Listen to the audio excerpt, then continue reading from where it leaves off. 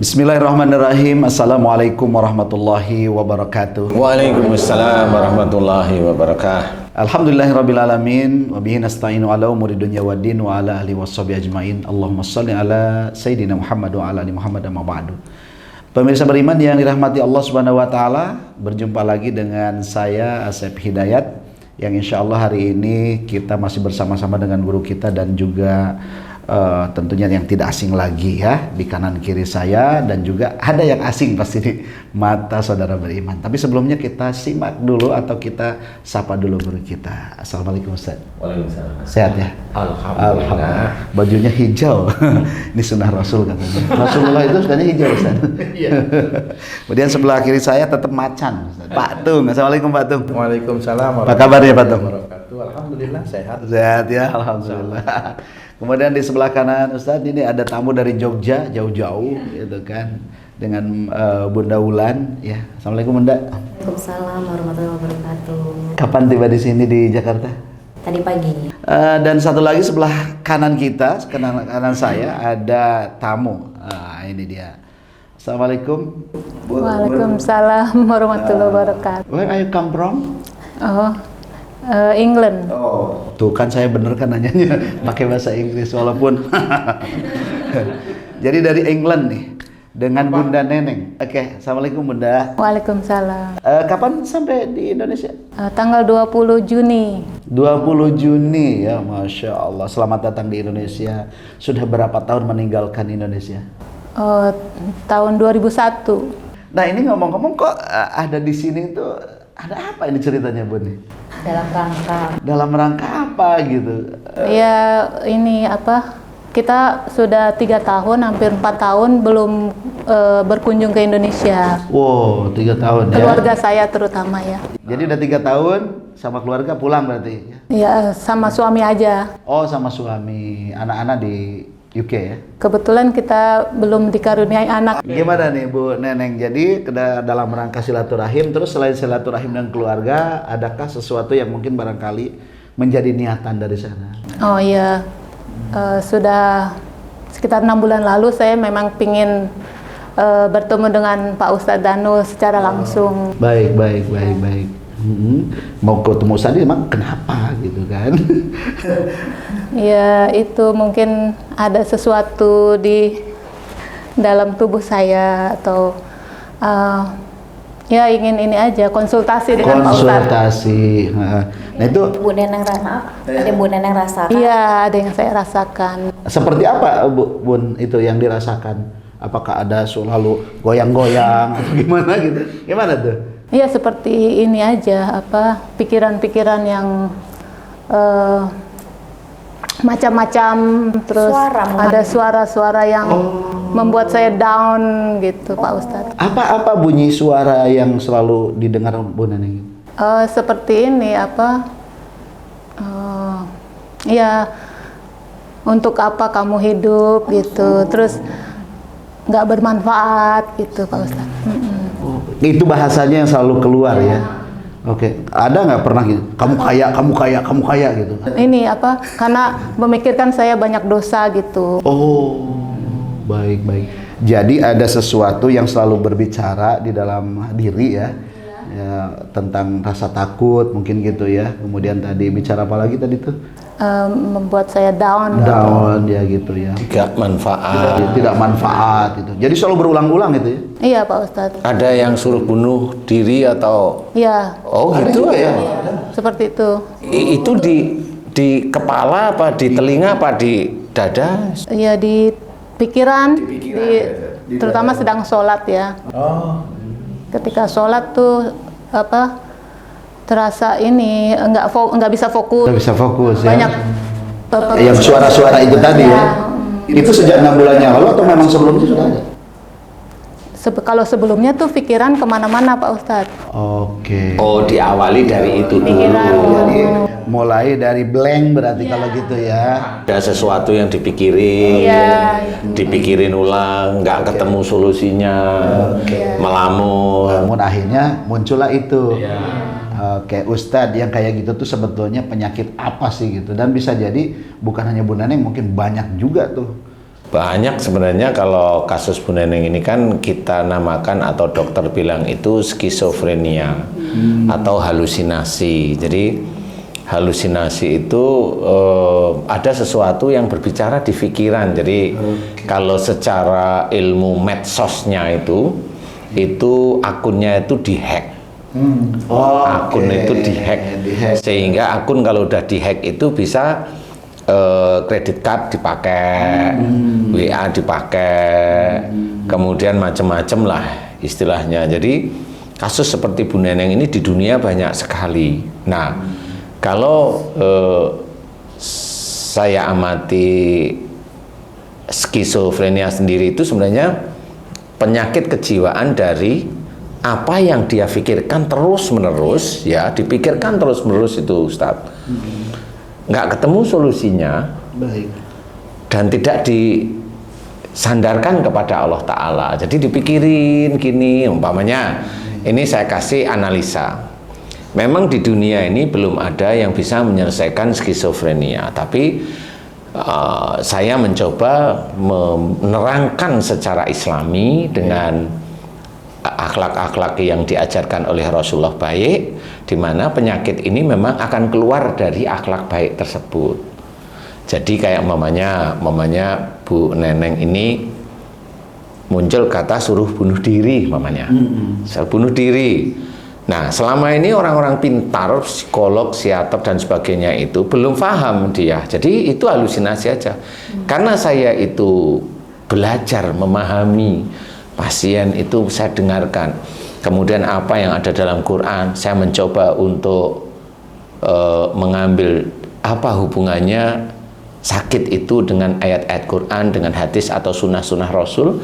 Saya coba memahami. Memang kalimat bunuh diri itu berarti ada seseorang yang mau bunuh diri atau disuruh bunuh diri.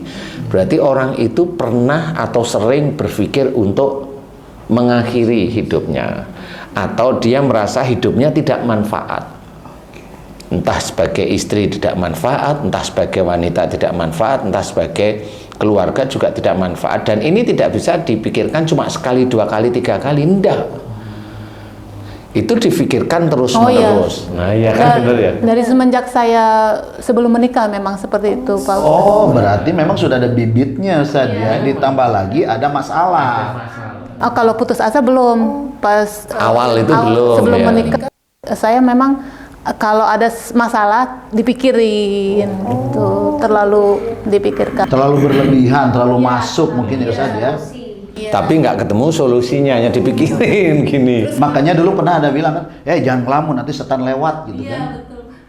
Itu nggak lewat tuh, masuk itu. Itu udah nggak lewat itu, masuk itu sudah.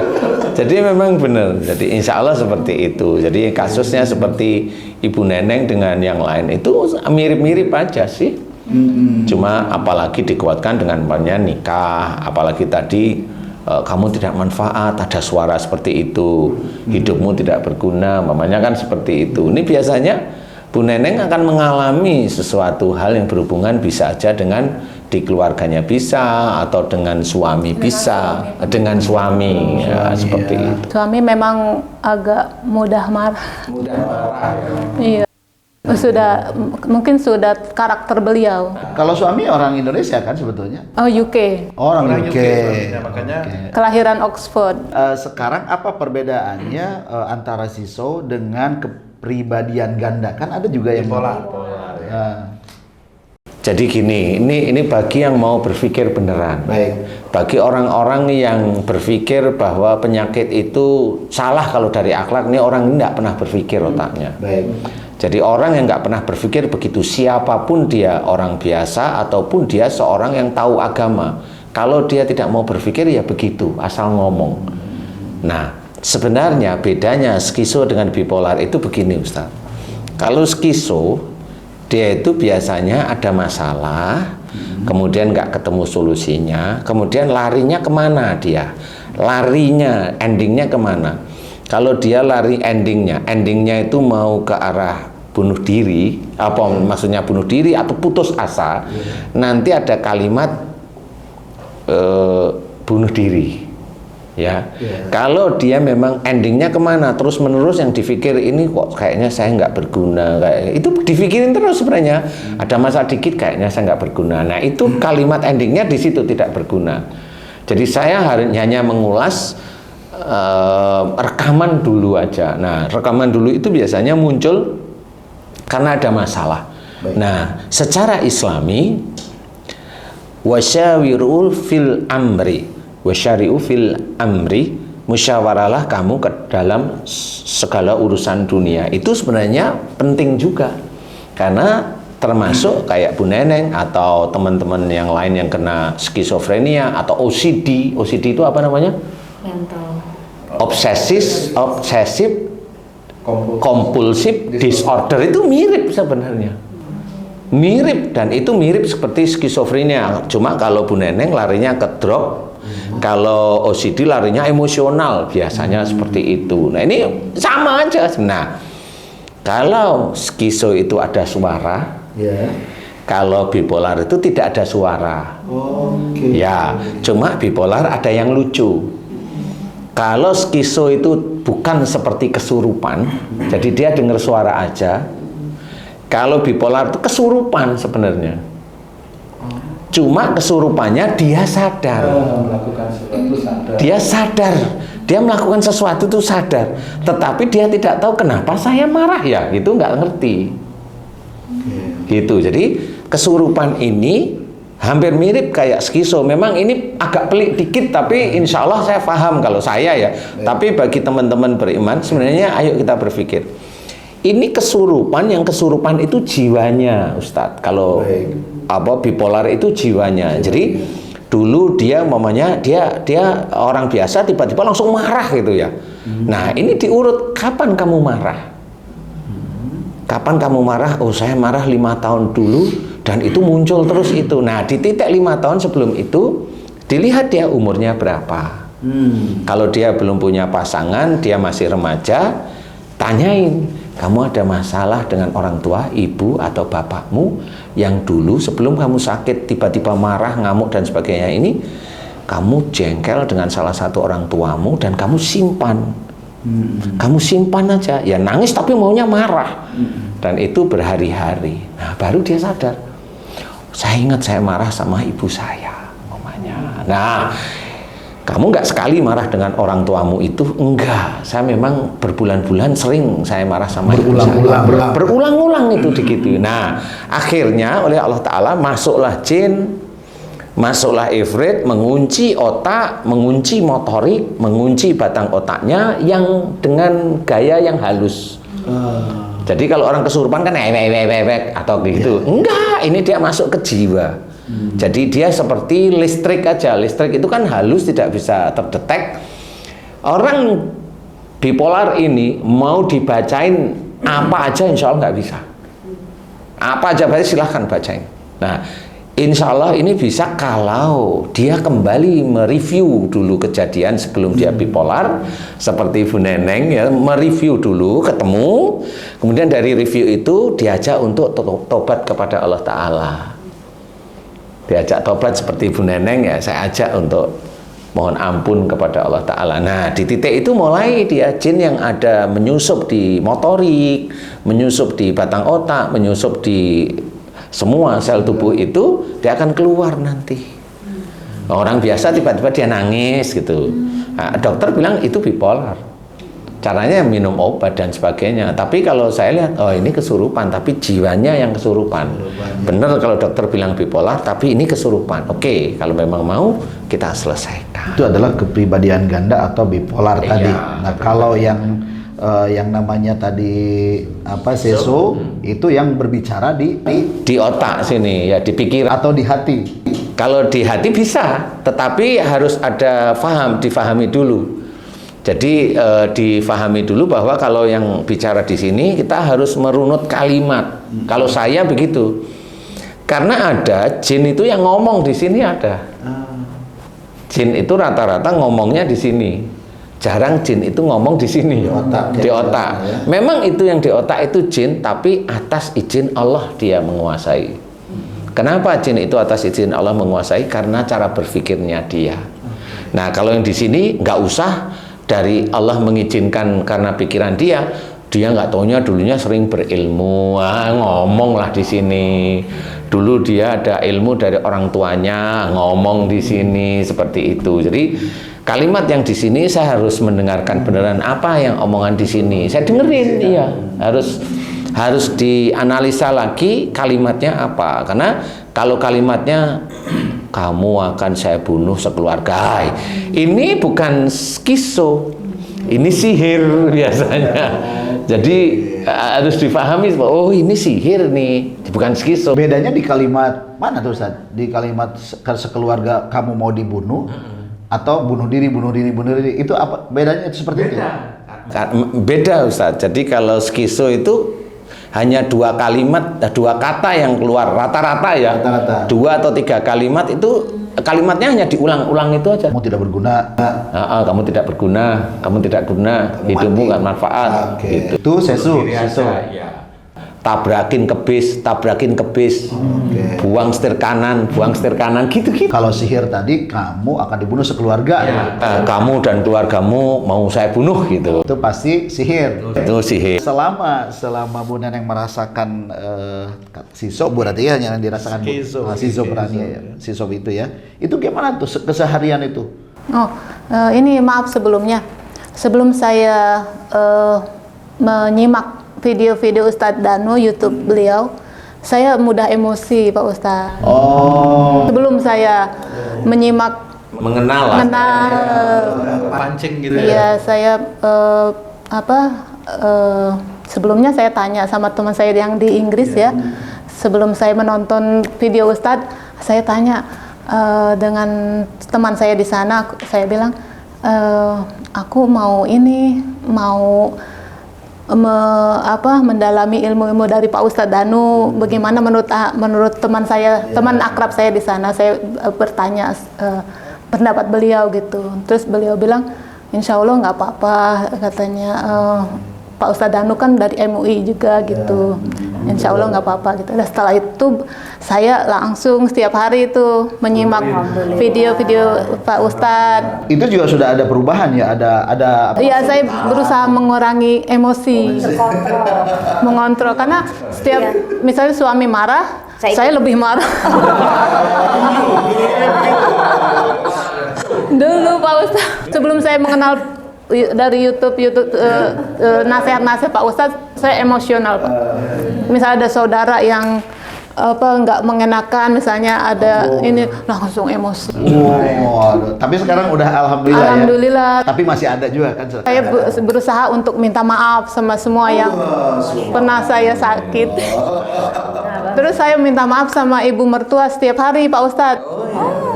Tapi ibu mertua mungkin nggak ngerti ya Pak Ustadz, karena sebelumnya saya nggak pernah dengerin nasihat-nasihat beliau Pak Ustadz. Keras kepala. Itu sama suami saya minta maaf. Yang pertama, yang kedua beliau terima. Beliau juga minta maaf sama saya atas semua kesalahan kita berdua ya. Terus saya meminta maaf tiap hari Pak Ustadz. Beliau bilang, kamu kenapa minta maaf tiap? Suruh ngumpulin dulu aja gitu. Kalau dijadiin sinetron keren. Saya malah dimarahi. Saya mau minta maaf tiap hari Pak Ustadz. Saya bilang, maafin saya ya, hari ini atau yang sebelum-sebelumnya belum saya meminta maaf. Beliau bilang, kamu nggak ada salah, kenapa kamu? Terus saya ini aja Pak Ustadz, saya peluk beliau, saya dalam hati aja, ya Allah maafkan saya sama suami lillahi ta'ala. Nah, setelah ibu minta maaf setiap hari sama suami, sama mertua, itu ada nggak perubahan gitu? Ya alhamdulillah, ya alhamdulillah saya jadi lebih ini ya. Lebih tenang. Lebih tenang. Yang bicara tadi udah mulai berkurang atau masih tetap ada juga? Masih tetap ada.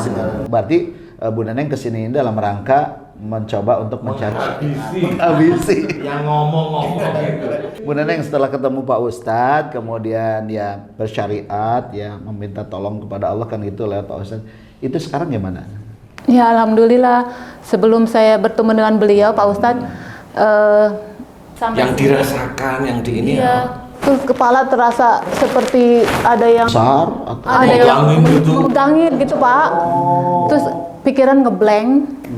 seperti ada yang mencengkeram kepala saya tuh kemarin sebelum saya bertemu konsultasi dengan Bapak Ustaz. Apakah bisa lagi juga berulang Ustaz? Kalau misalnya Bu Neneng marah lagi atau gimana tuh? Ya, kita dengarkan rahasia Ibu Neneng yang beberapa hari ini ketemu sama saya baru berapa hari ya? Kemarin ya kayaknya. Kamis ya Pak? Ya, Hari Kamis. Kamis ya. Iya. Nah, apa yang dirasakan setelah Ibu Neneng kepala kayak dicengkerem, di sini tidak nyaman atau gimana? Sekarang bagaimana? Alhamdulillah sudah fokus Pak Ustadz. Bisa mikir gitu. Dulunya nggak bisa ya. Jadi mikir itu kok susah ya saya mikir gitu. Iya Pak Ustadz, serasa seperti mimpi. Oh, ya, paham. Jadi kayak orang bangun tidur itu maksudnya ya? Oh, ya. Walaupun saya belum pernah kena psikiso, tapi ngerti lah saya perasaan beliau ya. Ya saya nggak mau juga ya. Jadi, alhamdulillah sudah bagus. Nah, begini. Jadi, apakah itu bisa balik lagi? Insya Allah bisa. Makanya sebenarnya yang saya berikan kepada Ibu Neneng ini adalah nasihat-nasihat untuk memperbaiki akhlak dari yang tidak baik, menjadikan akhlak itu baik. Dan belajar untuk istiqomah. Akhlak yang dulunya tadi Bu Neneng sudah cerita, yang dulunya emosional, melamun, merasa tidak ada gunanya, tidak ini. Nah, Bu Neneng memang harus nggak boleh seorang Muslim seperti itu. Jadi putus asa tidak boleh dalam Islam. Wala ta'yasu, jadi di situ ceritakan dan janganlah kamu berputus asa. Itu sudah dijelaskan dan memang kita harus senantiasa mensyukuri istilahnya nikmat Allah yang diberikan. Nah, Bu Neneng selama ini tidak paham. Kalaupun ada kajian-kajian ya dengerin. Iya Pak Ustadz. Jadi memang akhlak inilah yang saya berikan ke Bu Neneng. Di luar setelah Bu Neneng paham itu doa Ustadz.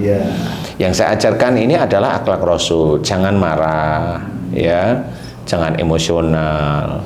Karena diceritakan la taktab wal jannah, atau umpamanya dalam Quran fa'fu anhu, maafkan mereka. Jadi kalau ada dengan suami khususnya, kalau emosional, suami marah, tenang dulu, dilihat suami marah ini kena apa, apakah ada masalah dengan kantor barangkali atau bagaimana.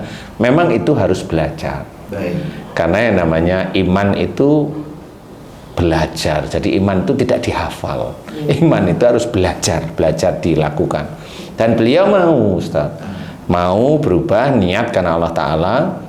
Kemudian baru yang skisonya Ibu Neneng ini sebenarnya jin yang dikunci oleh Dajjal. Nah, yang disuruh ngomong, suruh bunuh diri itu adalah jinnya sendiri. Jadi Dajjal itu dia hanya menyurupin jin. Apa gimana ya? Kalau orang kesurupan tahu ya.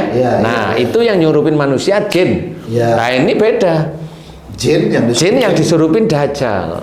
Jadi ini siapa orang yang bisa memahami ini ya silakan buktiin kalau bisa. Kalau memang dia tahu bagaimana Dajjal itu menyusup, menguasai jin, dan jin itu dipaksa oleh Dajjal untuk bilang bunuh diri. Seperti itu. Dajjal inilah yang harus kita sampaikan kepada Allah Ta'ala untuk diselesaikan. Karena Dajjal ini makhluknya Allah yang diizinkan sejak zamannya Rasulullah itu memang sudah ada. Walaupun masih anak buahnya. Kalau bosnya datang kan sebentar lagi. Maksudnya sebentar lagi? Nah, pokoknya sebentar lagi lah. Jadi yang di dalam Bu Neneng ini jin yang masuk melalui pikirannya Ibu Neneng yang tadi. Karena Ibu Neneng itu tidak berserah diri pada Allah, tidak bersandar pada Allah, masuklah Dajjal mengunci jin. Nah, ini yang tidak mampu disembuhkan oleh teman-teman psikiater, dokter, psikolog seperti itu. Dia biasanya hanya cuma obat penenang, ya Bu ya. Obat penenang itu hanya nenangin, nanti tetap suara itu tetap muncul. Nah, inilah alhamdulillah ke atas izin Allah Bu Neneng bertemu dengan saya, ya saya kasih nasihat, kemudian saya bantu dok. Oke, berarti bagi sesiapapun yang mungkin mengalami hal yang sama seperti Bu Neneng, langkah pertama yang harus dilakukan, kemudian berikutnya apa Ustaz? Sebenarnya langkah pertama itu menganalisa diri sendiri. Oke, menganalisa. Menganalisa itu kayak saya itu flashback masa lalu. Oke. Karena saya melihatnya dari salah satu ayat, wa ma asabakum min musibatin fa bima kasabat aydikum. Apa saja musibah yang kau terima itu disebabkan dari buah tanganmu sendiri. Kalau musibah itu kita terima sekarang, berarti buah tangan kita itu masa lalu dan kita lakukan terus-menerus dan kita langgar perintah-perintah Allah. Baik. Nah, dimunculkanlah musibah ini. Nah, musibah ini saya urut persoalan itu. Nah, kalau tipikal yang skizo seperti Ibu Neneng ini urutannya ya seperti itu. Ada rasa sedih, jengkel, kecewa, putus asa, kemudian merasa dirinya tidak manfaat. Seperti itu dipikirin terus. Nah, itu harus paham dulu. Kemudian ya diurut dulu dari situ. Setelah paham, kemudian tobat kepada Allah Ta'ala. Tobat kalau ingin menuju ke arah sembuhan itu memang ada tahapannya. Yang pertama ilal ladzina tabu, yang kedua wa aslahu, yang ketiga wa bayanu, baru nanti Allah menjawab faulaika atubu alaihim. Apa itu maksudnya? Ilal ladzina tabu, mereka yang telah tobat. Nah, Bu Neneng alhamdulillah paham dengan dirinya, ngerti kesalahannya, mau tobat insya Allah mau, mulai hari ini karena Allah insya Allah. Nah, tobatnya jelas. Waslahu, melakukan perbaikan, beliau mau melakukan perbaikan, termasuk minta maaf sama suami, mau. Nah, wabayanu, memberikan nasihat baik. Seumur Bu Neneng pasti sering memberikan nasihat-nasihat baik juga. Itu sudah menjadi nilai di hadapan Allah Ta'ala. Nah, baru Allah menjawab faulaika atubu alaihim, maka tobat merekalah yang diterima. Nah, karena Bu Neneng sudah tahapannya jelas, dipasrahkan kepada Allah. Kenapa? Ayat ini itu ada dalam Quran. Saya mengajarkan sebenarnya orang mau sembuh ya harus mau tobat. Kalau dia tidak mau tobat, mana bisa sembuh? Kalaupun ada seseorang bilang umpamanya sakit itu menggugurkan dosa, boleh, saya tahu kok hadisnya. Tapi kenapa hadis itu jarang saya singgung? Begini loh maksudnya. Sakit yang menggugurkan dosa itu bukan seperti yang dilihat manusia zaman sekarang. Kalau yang dilihat manusia zaman sekarang ya sakit itu ya dari perbuatanmu. Nah, sakit yang menggugurkan dosa adalah seseorang yang sejak dulu dia itu melakukan kesalahan dan dosa di hadapan Allah Ta'ala atau manusia yang lain. Kemudian dia belum mendapatkan musibah yang besar, dia memohon ampun, tobat, dan dia juga tidak mau melakukan itu lagi. Nah, kemudian ini sakit. Nah, sakitnya yang bagaimana? Bukan sakit yang skizofrenia, bukan. Bukan sakit ginjal, bukan sakit kanker, bukan stroke, bukan yang itu. Nah, orang yang sakit ini yang menggugurkan dosa adalah dia setiap hari meriang badannya. Dia lemas, nggak punya tenaga. Kalau cek dokter, tes darah normal semua, kolesterolnya normal, tensi yang normal, tapi bangun tidur remuk tubuhnya. Tapi dia lakukan aktivitas masih bisa, alhamdulillah. Nah, itu dia mulai cek terus ke dokter, kok nggak ada sakit, dia tek lab, dia MRI, nggak ada sakit.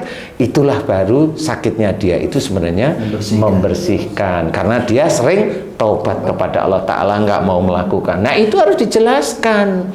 Kalau semua sakit membersihkan dosa, saya mau tanya, teman-teman kita yang meyakini kalau sakit itu menggugurkan dosa, kalau dia sakit minum obat enggak? Minum. Minum air. Ke dokter, ke rumah sakit. Lah kalau diyakini sakit menggugurkan dosa, kalau dia berobat, dia dianggap munafik sama Allah Ta'ala. Harusnya disayang dong. Harusnya dia mau dosanya gugur terus. Jangan berobat harusnya. Jangan berobat harusnya. Dosa kan? Itulah makanya harus diceritakan yang benar. Jadi inilah sebenarnya yang rancu selama ini. Jadi harus difahami bahwa ada ayat menceritakan wa ma asabakum min musibatin fa bima kasabat aydikum. Kita harus pahami apa saja musibah yang kau terima itu dari perbuatan tanganmu sendiri. Nah, itu harus difahami dulu. Baru nanti digabung dengan hadis yang menceritakan sakit itu menggugurkan dosa. Harus difahami dulu. Jangan asal ngerti, oh ini ngerti. Lah pada waktu dia sakit berobat, loh itu munafik dianggap Allah Ta'ala. Kamu katanya sakit menggugurkan dosa, tapi kamu sendiri kalau sakit ke rumah sakit, lah kan nggak ketemu. Berarti kalau begitu masih sayang sama dosa. Iya, masih tidak mau dosanya diampuni. Berarti orang yang begitu biasanya nanti masuk ya itu. Masuk apa aja? Karena dia itu benar-benar diyakini hadis itu, ya kalau sakit nggak usah ke rumah sakit. Baik. Biarin aja, mau mati kayak mau ini biarin aja. Oke. Katanya menggugurkan dosa. Nah inilah pembeda bahwa tadi alhamdulillah Ibu Neneng atau yang lain-lain yang sudah pernah saya tangani, memahami dirinya, kemudian taubat kepada Allah Ta'ala seperti Ibu Neneng, kemudian ya tetap belajar istiqomah. Nah ya, alhamdulillah saat ini kepalanya sudah ringan. Alhamdulillah. Sama suami masih marah-marah lagi sudah enggak, alhamdulillah. Kalau saya enggak. Kalau saya Udah bagus berarti, udah bagus. Kalau saya marah, misalnya hilaf Pak Ustadz, saya langsung minta maaf sama Allah. Alhamdulillah. Ini harus kita contoh itu begini, Ustaz. Jadi kita itu menyontoh seseorang bukan hanya dia itu sebagai orang Ustadz terus kita contoh, enggak.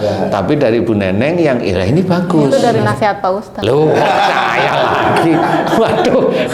Sahabat beriman. Atau ini dulu, Ibu Neneng mau berucap-ucap dulu sama teman-temannya. Sampaikan nih Bu Neneng. Apa nih, mau nasihat atau mau salam-salam sama teman-temannya, monggo silahkan Bu Neneng. Ya, Bu Neneng mungkin barangkali ada yang ingin disampaikan sama teman-teman yang ada di mana, di UK tentang rasa sakitnya, atau mau menyampaikan sekarang saya tidak akan marah lagi.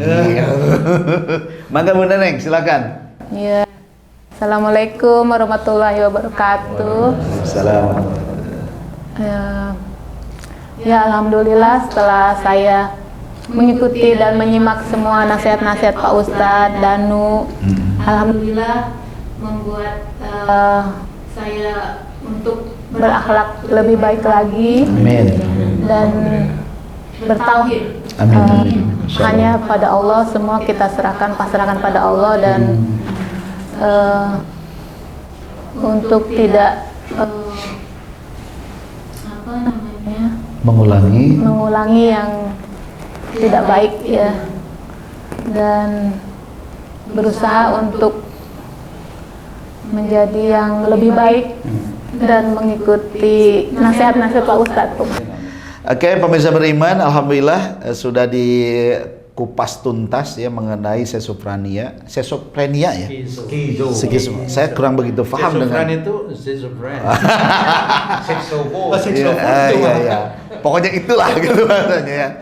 Oke, mudah-mudahan tadi sudah ada dua kesimpulan. Jadi pertama introspeksi ke belakang, yang kedua bertobat dengan sungguh-sungguh dan istiqomah dalam bertobat. Mudah-mudahan siapapun yang menyaksikan tayangan ini tentunya ya insya Allah dengan izin Allah terselesaikan. Kalau belum selesai juga ada ahlinya. Santai, ada ahli. Kalau saya ini saya serahin sama Allah. Karena ada perantara. Oke, jangan lupa tayangan ini ya berada di Ustadz Danu Official Channel, kemudian Tum Family dan Asep Hidayat Official Channel. Mudah-mudahan bermanfaat dan mudah-mudahan semuanya panjang umur dalam keadaan sehat walafiat, dan mudah-mudahan kita bisa ketemu lagi di acara yang lebih menarik lagi. Mohon maaf lahir batin. Ila liqa. Assalamualaikum warahmatullahi wabarakatuh. Waalaikumsalam warahmatullahi wabarakatuh. Alhamdulillah. Terima kasih. Terima kasih Bu Neneng. Terima kasih Bu. Ya. Sehat terus ya. Alhamdulillah. Amin.